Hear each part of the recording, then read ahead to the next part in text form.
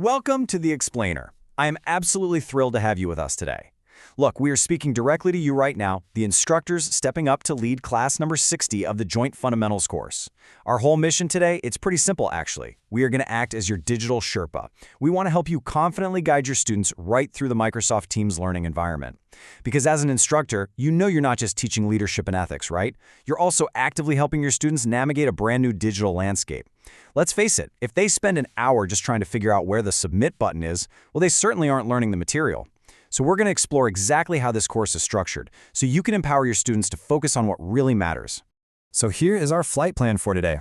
1. The Digital Command Center. 2. Exploring the Classwork tab. 3. Inside a weekly module. 4. Navigating interactive lessons. And finally, number 5, tracking assignments. All right, let's dive right into Section 1, the Digital Command Center. When your students first land on the homepage, they are immediately met with this awesome 30,000-foot view. It's a comprehensive 8-week visual curriculum map. And this single graphic is incredibly powerful because it grounds your students right from the jump. It shows them exactly where they're going. It's divided neatly into Phase I, which focuses on foundations and structure for the first 4 weeks, and Phase II, which pivots over to strategy and the future mission for the final 4 weeks. When a student is feeling overwhelmed, and they will, direct them right back to this map. It clearly links their weekly topics, like the evolution of SOF in Week 2 or ethics and culture in Week 6, directly back to the ultimate course outcomes. Now, to make navigation incredibly simple, you really want to build this mental model for your students. There are basically just 3 primary navigation hubs they're going to use daily on the left-hand side of their screen. Number 1, the homepage, which gives that big picture overview. Number 2, classwork, where the actual learning and reading happen. And number 3, assignments, which is strictly for submitting their completed work. If you can just get your students to internalize these 3 distinct spaces, I promise you, you're going to eliminate like 90% of their navigation questions.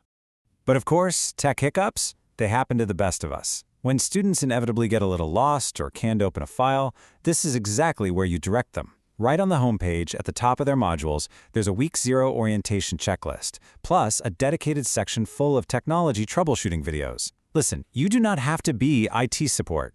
If a student doesn't know how to download materials or find a button, just point them to these short video guides. It totally empowers them to solve their own digital hurdles. Moving right along to Section 2, Exploring the Classwork tab. So where do the actual learning materials live? Well, the course's welcome video actually hits the nail on the head with this core instruction. Welcome to Joint Fundamentals. Content is in weekly modules. Select classwork to access lessons. As an instructor, you really need to treat the classwork tab as the absolute engine of the student experience. It is their digital classroom. This is the place they need to go to find their readings, their interactive modules, and their weekly objectives. And what's really interesting here is how cleanly the architecture of the course is laid out once you actually click into classwork. You've got 38 distinct modules, perfectly stacked like an accordion. It flows so logically, starting from the AI academic integrity policy in Week 0, all the way down through the foundational lessons of Week 1 and 2. It completely saves students from having to dig through messy, confusing file folders. Everything expands and collapses seamlessly. It keeps the whole digital workspace incredibly tidy.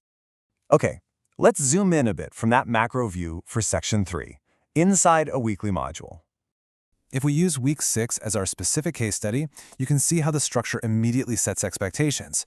Before a student even clicks on a single lesson, clear, bulleted objectives outline that this week is all about examining how ethical judgment and cultural competence contribute to mission success. As an instructor, you can absolutely leverage these exact objectives during your engagement sessions. It just ensures everyone is on the exact same page from day 1. And right below those objectives is the Week 6 tasks list. Just look at the sheer anatomy of this workload. I mean, wow. In one single week, a student has to attend an engagement session, review an ethics lesson, review a cultural terrain lesson, answer a discussion question, submit a journal entry, and write a formal paper. That is an enormous amount to juggle for a working professional, right? This proves exactly why your strong, consistent guidance is so necessary. Your students are managing a really heavy cognitive load, so keeping them digitally organized is just crucial to their success. Let's transition over to Section 4, Navigating Interactive Lessons. Inside these modules, the course is brilliantly designed to be fully accessible no matter a student's technology situation. Take the Week 6 lesson on ethics, for example. There are actually 2 ways to access the material. You've got a rich, interactive, web-based lesson link, but right below it, there's a standard PDF download. If you've got a student who is traveling, deployed, or just dealing with spotty internet, they are not left behind. Make sure you point out this PDF alternative early on so they know it's there. When students do click into that interactive web lesson, they aren't just reading dry, boring text. They are hit with high-stakes, real-world tactical content. Take this incredibly powerful quote from Command Sergeant Major George Becker. He asks, "Are they making the best ethical choice to ensure the legitimacy of the mission?" This is exactly the kind of stuff the SOF enlisted leaders are actively wrestling with. The software is really just the delivery mechanism for these critical, heavy-hitting conversations. And the interactive platform actively drives deep student engagement. Rather than just letting them passively read a quote and move on, the lesson immediately throws an embedded knowledge check at them. It literally forces the student to pause, reflect, and click an answer to test their understanding of the text. As an instructor, you can rest easy knowing that the interface itself is doing some of that heavy lifting to keep your students engaged and accountable. Finally, let's head into our last stop, Section 5, Tracking Assignments and Discussions.